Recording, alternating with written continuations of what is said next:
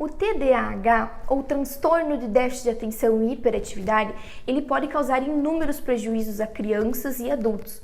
Inclusive eu descobri o diagnóstico de TDAH só aos 26 anos de idade, após muita investigação médica. E isso mudou a forma de compreender certas atitudes e situações.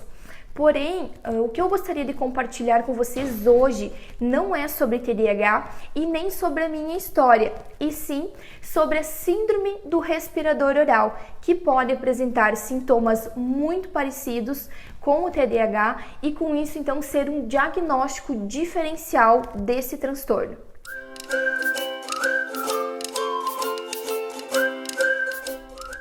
A respiração bucal, ou seja, respirar totalmente ou parcialmente pela boca, é considerada uma síndrome, chamada a síndrome do respirador oral. Quem possui uma respiração bucal, principalmente que está relacionada com a apneia obstrutiva do sono, podem apresentar sintomas como sonolência, cansaço, déficit de atenção, alterações comportamentais, dificuldades de aprendizado, impulsividades, entre outras que eu vou deixar aqui na descrição depois.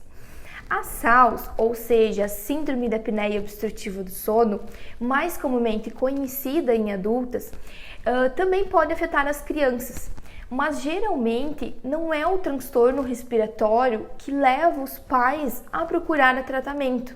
Então, muitas crianças ou até adultos podem estar tratando déficit de atenção como um TDAH em vez de investigar distúrbios respiratórios.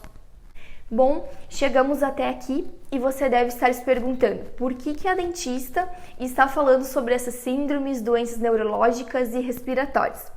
Porque o dentista, no seu dia a dia clínico, muitas vezes é quem pode perceber e deve fazer o alerta sobre esses sintomas de desordens respiratórias pelo seu diagnóstico de bruxismo, presença de lesões bucais, alterações maxilomandibulares, faciais, na posição dentária.